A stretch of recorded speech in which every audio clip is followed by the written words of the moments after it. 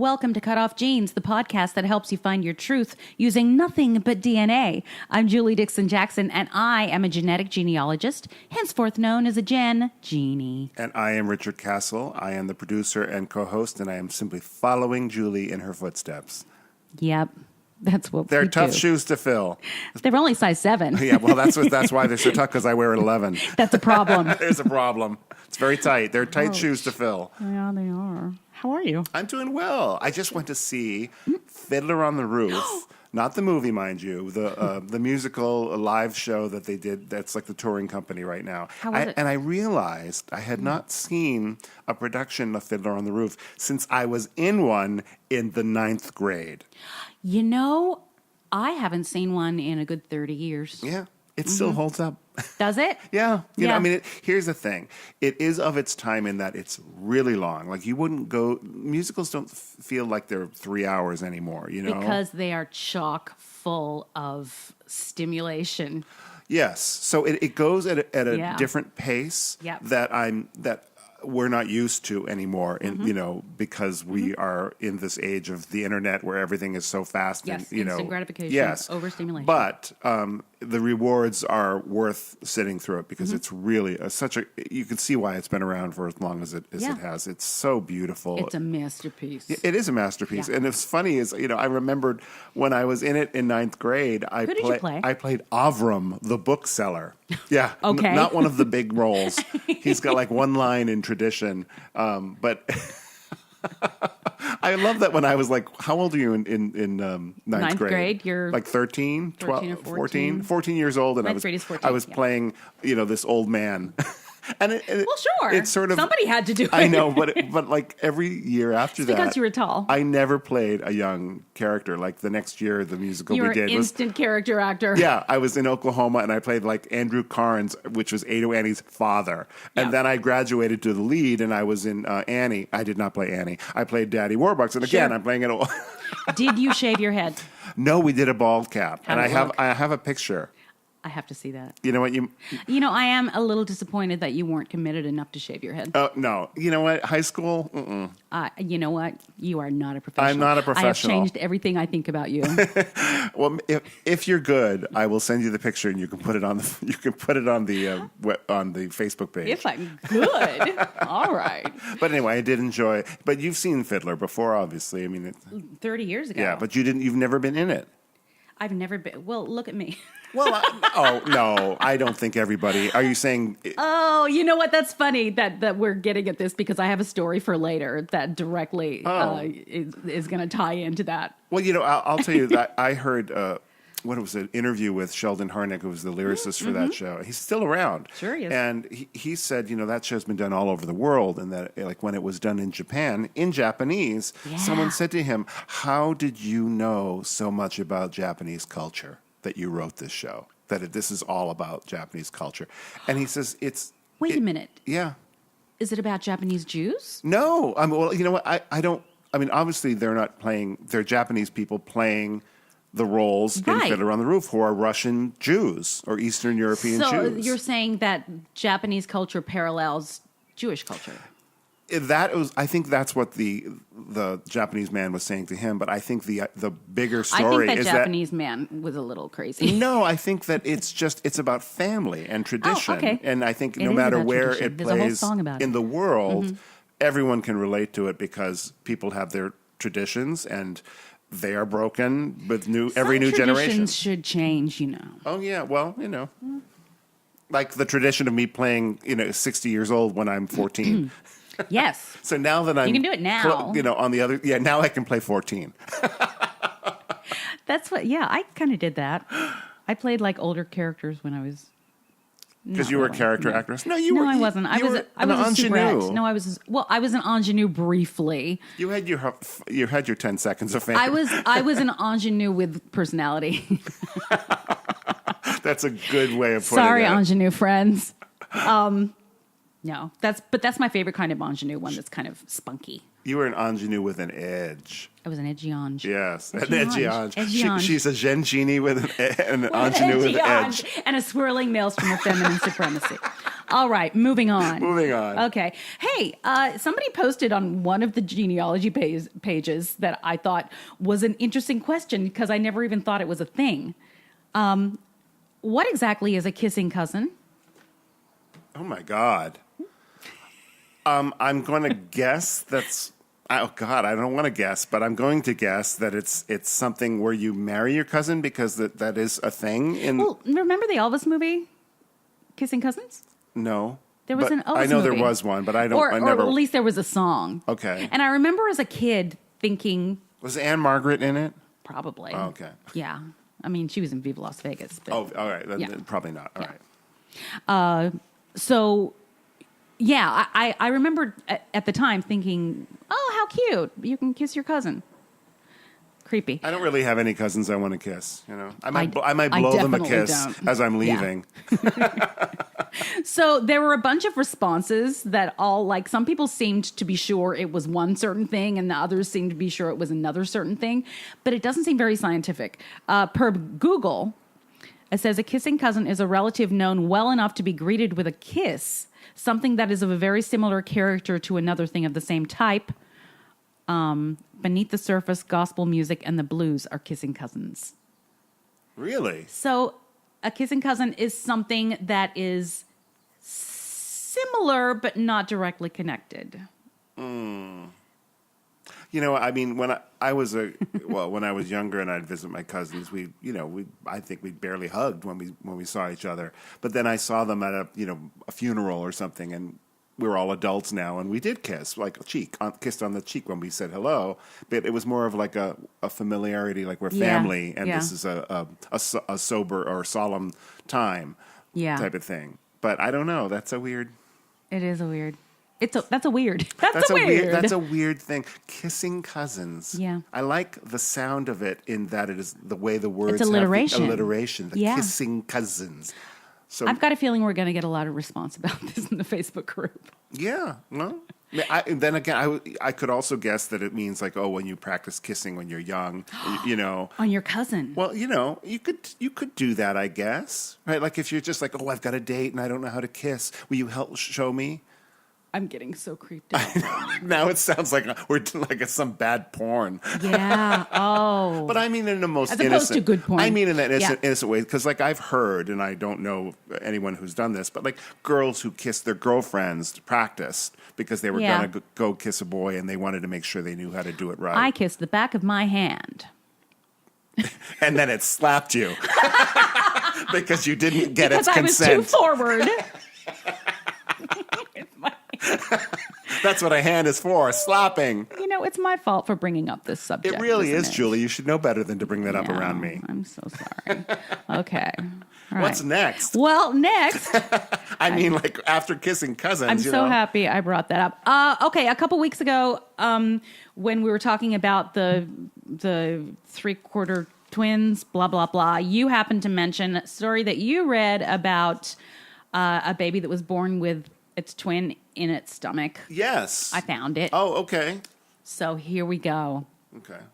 A baby girl in Colombia was born with her twin inside her abdomen. It's a rare condition known as Fetus in Fetu. Oh. It's Greek. Yeah. In this case, the malformed twin was removed and the baby is doing well. The baby, whose name is Itzmara, not pictured, was delivered via C-section at 37 weeks, 3 weeks shy of full term, because the doctors feared that the fetus inside her, which was still growing, would crush her internal organs. Oh, my God. Yikes. It's like Revenge of the Twin, Yes. Revenge of the absorbed twin. I feel like there should be a musical about this, too. The baby girl is among 100 odd known cases of fetus in fetu, a very rare phenomenon in which the malformed fetus is found inside of the body of its twin. I already said that. As Donald G. McNeil Jr. reports for the New York Times, the anomalous growth was detected in utero, and doctors initially believed that the 35-year-old fetus had developed a liver cyst. Using color Doppler and 3D, 4D ultrasound imaging, however, high-risk pregnancy specialist, a name I can't pronounce, was able to determine that the fluid-filled space actually contained the body of a tiny infant attached by an umbilical cord to its sister's intestine. Wow. Baby was delivered via C-section, 3 weeks shy of full term because the doctors... Oh, I already said that. Yeah, but isn't nature amazing? Nature is amazing. There's so many things that can go wrong. You know what's scary? I feel like, 100 years ago, that they would have called that baby a monster. Oh, yeah. Or if the baby lived. Right. I would assume the baby would be born full term and probably dead, because the baby inside that baby, it's amazing what our technology can do. Isn't it? And I think, I don't know whether you mentioned this, but I think the baby inside the baby was not alive. Oh, no. It wasn't a viable child. But it was growing. It was growing. It was malformed. Like growing like a cyst, or growing like it wasn't alive. Well, it was still like it still had... It was not... what's the word? Viable, right? Outside of the womb, right? Or its especially sister's stomach. If it was attached to it, her sister's intestines, it wasn't going to get much. Yeah, it clearly wasn't going to do well. The twin was removed by laparoscopic surgery. It was 2 inches long. Oh, poor thing. With half-formed head and limbs, but did not have a heart or brain. Oh, poor baby. Oh. Poor baby never had a chance. Fetus in fetu only occurs in 1 in about every 500,000 births, but it has been documented around the world for many years, with one known case dating back to the early 19th century. The condition only happens among identical twins, obviously, which split from a single fertilized egg and share a placenta. Now I want to know, are they going to interview this girl later in life? Are they going to tell her what happened? Because, I told you how I feel. I said, I already have enough guilt. I don't need to know that I absorbed a twin, in utero. But this is a news story now, and I think, oh my God, what is she going to feel? Like I'm the one. This is the age of information. There's no way they can't tell her. Survivor's guilt in a way, why did I live and why was I the twin? Getting back to Elvis Presley, he had survivor's guilt. Do you know that? No. He had an identical twin that died. I think, at birth. Really? Garen. His name is Garen. Garen? Really? Yeah. I had no idea. Mm-hmm. Garen Michael? I don't know. But yeah. Yeah, so, he had survivor's guilt. He had survivor's guilt. Yeah. Embryos start off as flat discs, which at around the 4th week of gestation fold in various directions to form shapes that can eventually form body structures and organs. Because identical twin embryos grow in close proximity, very rarely one can get folded into the other during this biological process, according to New Scientist's Alice Klein. This may be more likely to happen if the absorbed twin has an existing defect. Well, it's great that at least one of them survived, and that we had the technology not only to diagnose that early, and to take care of it, but then to deliver the baby. And then take that other baby out, and that they lived in a country where that technology existed. Yes, and that this living child can now grow normally, I assume. I wonder if she's going to have a scar. Well, no, it's laparoscopic. Maybe not. Yeah, and even with that, if it's a scar on a little baby, it's not going to be that big by the time she's grown. So that is true. Often the smaller twin, known as heteropagus or parasitic twin, because it takes nutrients from its sibling, grows in the abdomen, which is rich in blood supply. So I won't go any further, but I think that's so. You were correct. That did happen. It did happen, and I found it. And this is going to help my diet because I am so this is so You're a little grossed out now. Grossed out. I am too. I'm feeling a little queasy. Let's take a break so we can breathe. A little disturbed. Let's go take a break and so we can vomit. Okay. If you're enjoying Cutoff Jeans, please subscribe, rate, and review. Now, back to Julie and me. All right, let's go back to the kissing cousins story. Oh, good, because I haven't already thrown up enough. Let's go back to the kissing cousins. Okay, I want to envision that. Okay, this isn't about kissing cousins, but it reminded me as I was saying that I should talk about this too in today's episode. Are you ready? Yeah. Oh, yeah. I got my finger ready right next to my throat. You don't need your finger. All right, are you ready? Yes. Accidental incest. Oh, Lord. Oh. That sound was me dropping my pen. Dropping my mic. I have mentioned this before. Accidental incest. Here's the thing. And AI. I don't know why I don't know why it hasn't been more of a concern for people, and it's probably happened more than we realize. Adoptees who were not told anything Some were not even told they were adopted. Ending up with their siblings in a relationship. It's like Oedipus. Unless it was his mother. Yes. But it's still accidental. Yes, it is. The oracle told him this would happen, right? You will marry your mother and kill your father. And he's like, oh, and he sent away so that wouldn't happen. And it did happen. I'm so impressed that you remembered the word oracle from it. I don't use that word. What word do you use? I don't even know what an oracle is. It like a sayer, an a soothsayer, an all-knowing, something. A seer or something. Yeah. But it was an oracle, I believe. Oh, it probably I'll was. have to go back to my I thought at studies. first you were talking about a small bird. There was also a tech company called Oracle. All-knowing, right? Oh. Yeah. All right, here we go. This is the beginning. Couple finds out they're brother and sister after marrying and starting a family. This happened in 2017. An accidental incestuous marriage is a shocking and devastating development for a couple. People looking for their birth parents do not often consider that they might be the only child that their parent gave up. Granted, the probability should be very low that someone would accidentally fall for a sibling they never met. However, it's indeed possible, especially if you live in the same area. But it happens more than many people realize. See? In Brazil, a couple who bonded over the search for their individual birth mother, they were both adopted, learned that they had the same mother on a radio show. Oh. So the one, Adriana is the wife, and she wanted closure and to focus on her husband and their 6-year-old daughter. So she wrote to this radio show, Radio Globo's The Time Is Now, and to see if they might help her. And so they brought her into the studio and they surprised her. Her actual mother was there. They had found her. Ugh.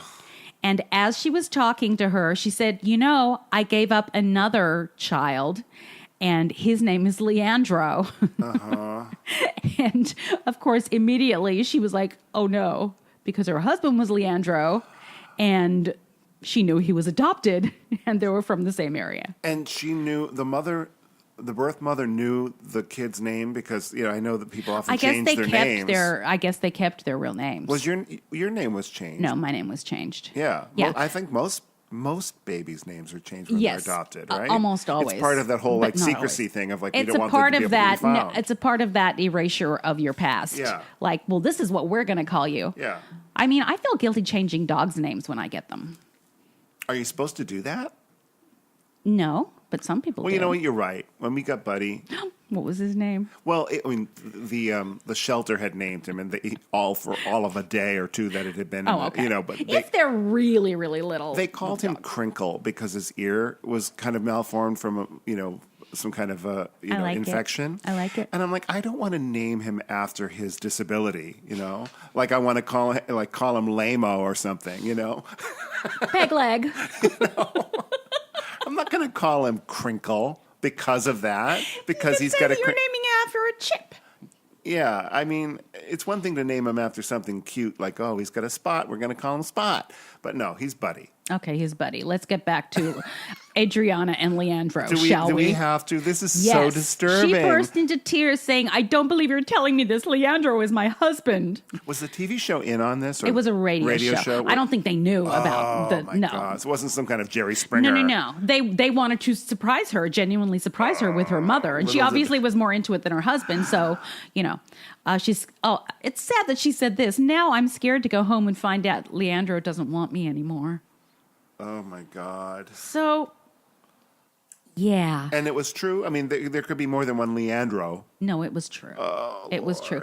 There was a French couple stunned to find out that they were half-siblings that had been raised in different foster homes. According to French law, only one parent can be listed on the birth certificate of a child produced from an incestuous relationship. It appears to have been done to protect a child's privacy. Yeah. I don't know about this, but do they still do blood tests when you're going to get married? No. Okay. No. But what was the purpose of that? Do you remember? To see if you weren't related. That's what I thought. Yeah, although I think they stopped doing it, because a blood test will not tell you whether or not you're related. Yeah. They've realized that. They could do DNA tests now. Right.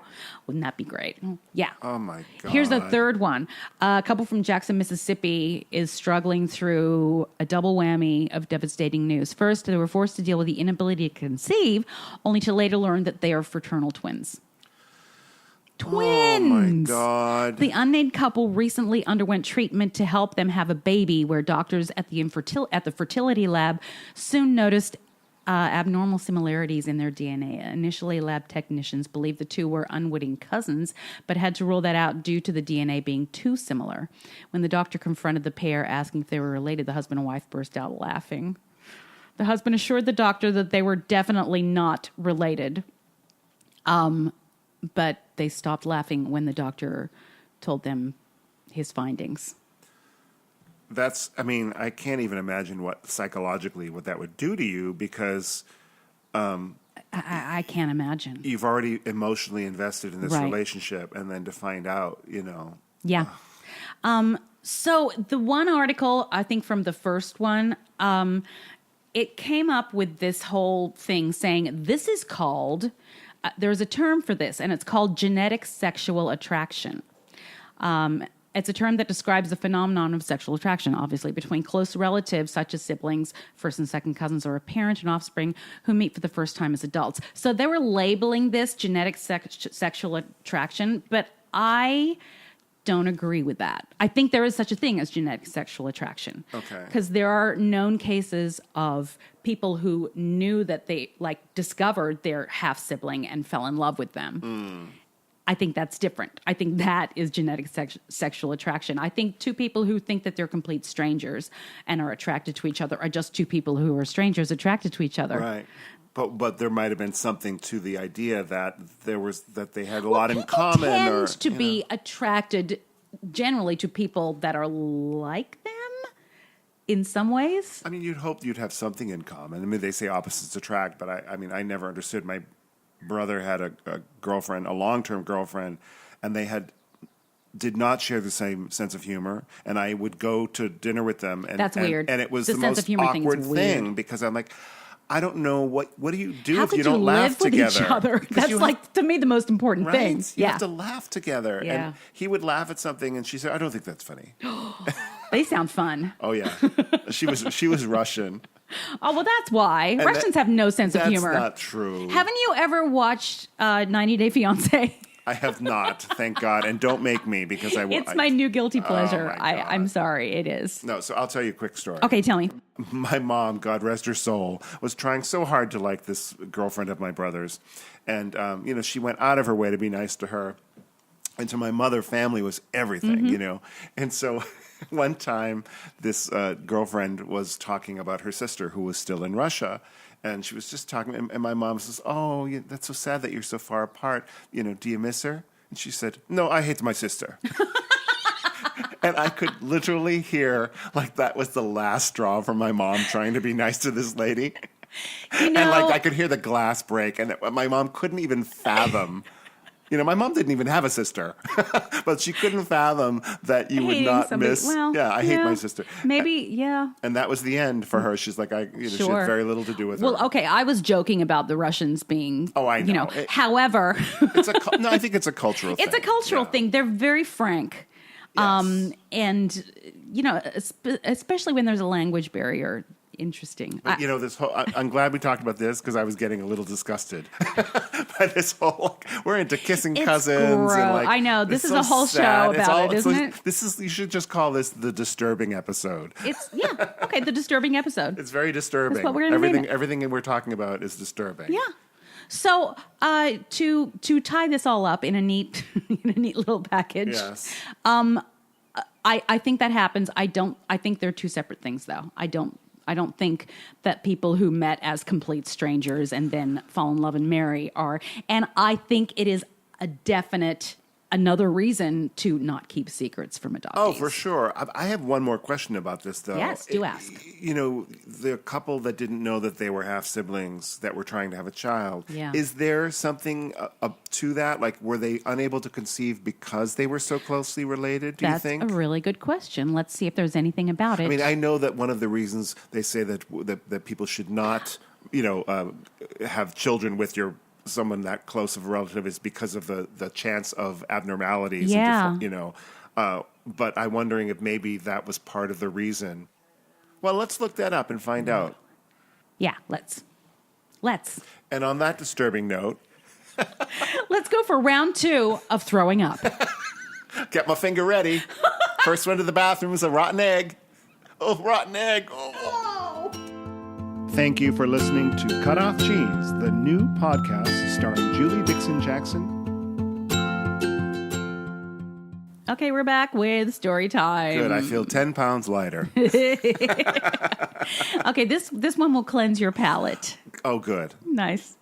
I just said nice to my own little Well, thing. it needs to be cleansed, quite frankly. So sure. I'm excited to hear a story that is not disturbing in the same way. Oh my gosh, it kind of is. No, this is part 2 of Paul Fronczak's. Oh, good. Okay. Interview. Well, no, I'm enjoying that. So, yes. It's enjoyable, and Yes. it's not nearly as gross as kissing cousins. So here is the second and final installment of Paul Fronczak. Well, it's the first thing I thought of was my parents who raised me were the most amazing parents. Yeah. And they had this horrible tragedy happen to them. Someone stole their baby. And right before they had Paul, my mom had a baby that was stillborn. So then they had Paul, and he's kidnapped and out of the hospital. So I thought in my naivete that, you know what, I'll just go and find the real Paul and present him to my parents and say, thank you for everything you've done. Here's your real child. Oh my gosh. I thought it would be that easy. Yeah. Yeah. Oh, and that was your thinking. So you were thinking more at that point, not as much as who am I, but where is Paul? It's funny. I started working with George Knapp out here, who I think is the greatest reporter in the world. So George, he's an old school reporter. He's won all kinds of awards for cracking Area 51, and working with all Bob Lazar and all the paranormal, all the X-File stuff. I'm a huge X-File fan. Yeah. I mean, I've got 2 X-File tattoos. Okay, this is my whole life has been an X-File. That's how I felt. So, Yeah. So it's after I got this information, I got it. I believe it was a Friday, and Saturday morning I woke up and I told my wife, I'm going to reach out to the only guy that I could think of, and that's George Knapp, because he was everything that I believed in, Yeah. So I sent him a brief email on a Saturday, and I simply said, "This is the story. I'm not this kidnapped child from this kidnapping case in 1964. Are you interested?" And within like 20 minutes, he got back to me and said, "I want to meet you." Heck yeah, I'm interested. Was he a radio personality or? George, okay, so George, he works for KLOS TV out here, it's CBS affiliate. Okay. He's been a crackerjack reporter, investigative reporter, but he also does coast-to-coast radio. Right. That's where I thought I'd heard of him from. Okay. Right. Now, I've actually done. It's like plays late at night, right? Yeah. It's on Sunday nights from like 10 to 2 a.m. Yeah, I remember driving home from the theater when I was doing theater late at night, and listening to it, and it was always kind of creepy but kind of fun. It's all paranormal. Yeah. It's unsolved mysteries. Yeah. And because of working with George, I was lucky enough to do 3 coast-to-coast episodes with him. So great. But so I went and met with him on Monday, and we pieced together a game plan. We thought, let's do a story, let's get it out there, because my parents were so against reporters and the media, and I thought I'm going to use it to my advantage, because now the media is so huge out here that we're going to find Paul, and that's it. And it wasn't until later, after like our 3rd or 4th story that we did together, he said, "Hey, don't you want to know who you are?" And I thought, I never even thought about it. I was just focused on finding Paul. And so we embarked on those interesting. mysteries. So you really didn't even think about yourself at first. I didn't, because my only mission was to find Paul. For your parents? For my parents, Yeah. absolutely. Okay. So what was the game plan? The game plan. So George and I first filed the FOIA requests on the Fronczak kidnapping, so we could try to get all the information that we could, because it was a closed case. Because when they found me abandoned in Newark, New Jersey, they closed the case. This is Paul, so it's closed. So we filed the FOIA, and we did our first story. And sure enough, that story took off like wildfire. It was all over the country. Yeah. And it's, next thing you know, I'm getting offers from Good Morning America and Anderson Cooper and Barbara Walters and 48 Hours and 2020 and all these different shows. They all wanted to get my story. And all of a sudden, because of that media pour out, the FBI decided to reopen the case. Uh-huh. And once they reopened the case, George and I were shut out. We couldn't access anything. Oh, because it was reopened. So you couldn't use the Freedom of Information Act, right? Nope, because it doesn't work with open cases, active cases. Oh. And it turns out that the FBI held a press conference, and of course they had a whole office full of all the original stuff from the original kidnapping, all the paperwork and tips and just everything. Huh. And we were shut out completely. Oh, that's so frustrating. Okay, yeah. But it was open, so maybe they were going to do something about it. Sure. All right. Yeah. Okay. What was the next move? So George and I kept doing more installments on our story. And we started a Facebook page, which is still out there. It's called Who is Paul Fronczak? Mm-hmm. And every day, including this morning, I got another tip that came on there. And I respond to almost everyone that I possibly can. I spend, I'd say, at least an hour to 2 hours every single day responding to people. And I get tips from all over the world, which is just fascinating. But I'm amazed and so grateful that people take an interest in the story and they all want to help solve it. Yeah, everybody loves a mystery. Right. Yeah. So we started working on it. And then I started doing I met with all the different people in New York, and I ended up going with 2020 and Barbara Walters because she seemed to have the best, best idea. She had the same message that I had, and she was really nice to my daughter. We hung out with her quite a bit in New York, and she just really took a liking to my daughter, and it meant a lot to me.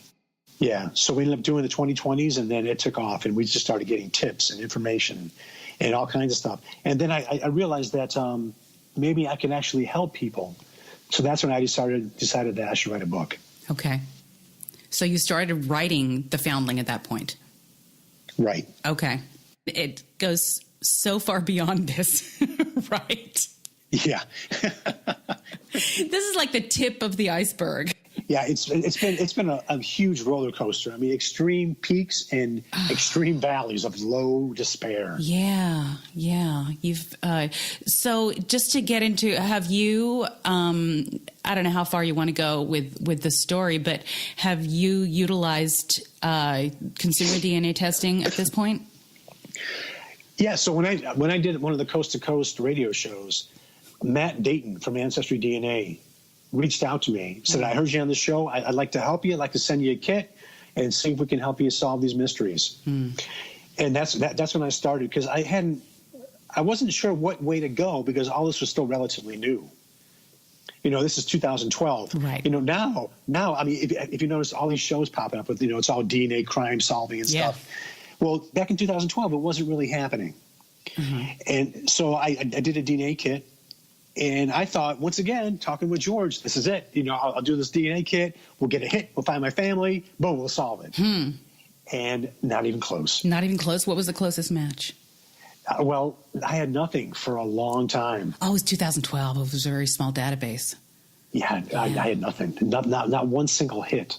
Oh, my gosh. And months are going by, right? Months and months. And I'm like, wow, I'm never going to solve this. And then all of a sudden, I had one hit, and it was a second cousin, which is super close. Yeah, it's this guy Alan Fish, right? So I reached out to him, and he goes, "Oh my gosh!" He goes, "You won't believe this." He goes, "My daughter got this for me because I was adopted. I don't know who my parents are." Oh, that happens so often. Okay, and you are the only one that popped up on my match. So we talked a little bit, and we decided that we were going to meet up in New York. Okay. right? So, and that was like maybe, I think, 6 weeks down the road. And about 2 days before we're supposed to go to New York, I get a phone call. Turns out that morning, Alan woke up not feeling well.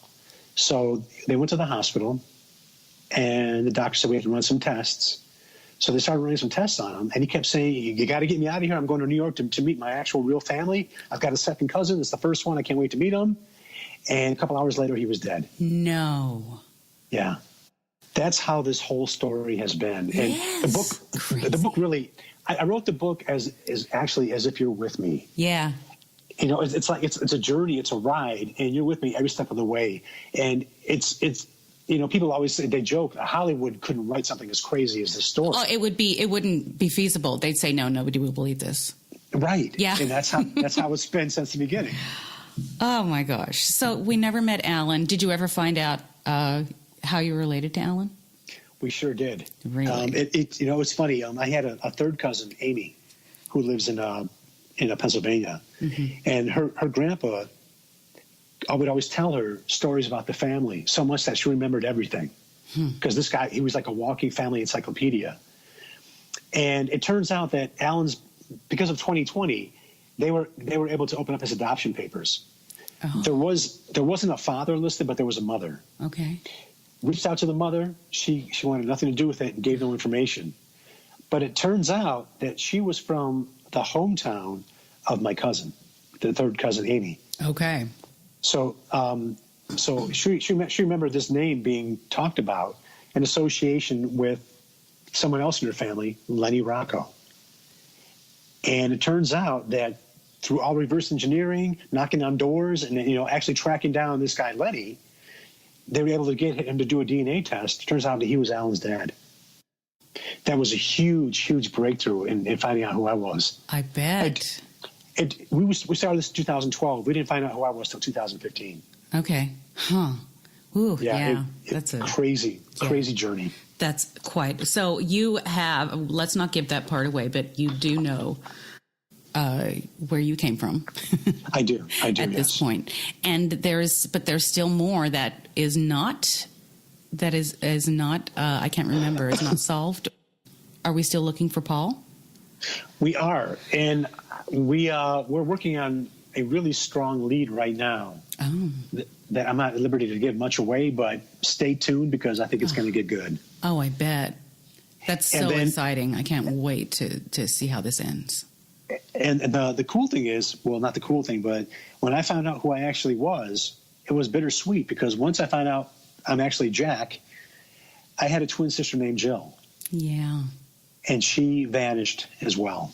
Right. So trying to solve two mysteries turned into trying to solve three. Yeah. And have you solved that part of it yet? Still working on it. Okay. But I remember what you think probably happened or what has been surmised. Are you still feeling that way, how it ends in the book? I am, but I'm also, I had a tip that's leading me into a different direction. Oh. Which I think would be much better than the first solution. Yeah. Oh, that's so good. Okay. I want to go back and read the book again. It was one of the first books I ever read on the subject. I think it was probably before I found my paternal side. And it was so inspiring. And I think it's probably the reason I was like, well, I can do this. If Paul can do this, I can do this. And it's so great. It's such a page turner. You're a great writer. And it's been great fun talking to you, Paul. Well, thank you so much. I really appreciate the time and your interest in my story. Tell the listeners about your book and where they can get it. Okay, so you can buy my book anywhere, Barnes & Noble, Amazon. It's called The Foundling. You can also go to my website, which is foundlingpaul.com. And if you have any information or tips, or if you want some help starting your own journey, you can reach out to me on that website, or you can go on Who is Paul Fronczak on the Facebook page. Fantastic. I can't tell you how much it means to me to finally get to talk to you as well. And I'm so happy my listeners get to hear your story. Well, thank you so much for the opportunity. I hope they enjoy the ride. All right. And that's the end of my interview with Paul. That was so good. I want to run out and buy his book. The Foundling. The Foundling, yeah. By Paul Fronczak. Really, that was terrific. Yeah. I'm so glad. Thank you, Paul, Thanks, Paul. for joining us on the podcast. Yeah, That was it's really great. nice. You guys read this book. It's remarkable and true. And we will also, as things update for Paul, we will keep you updated because more things are happening Great, with yeah. him. All right, we should get out of here. In that case, I am Richard Castle, in case you were wondering who this man Who was are on this you? podcast that knew nothing about genealogy before he started this. But happy to know and happy to have the knowledge.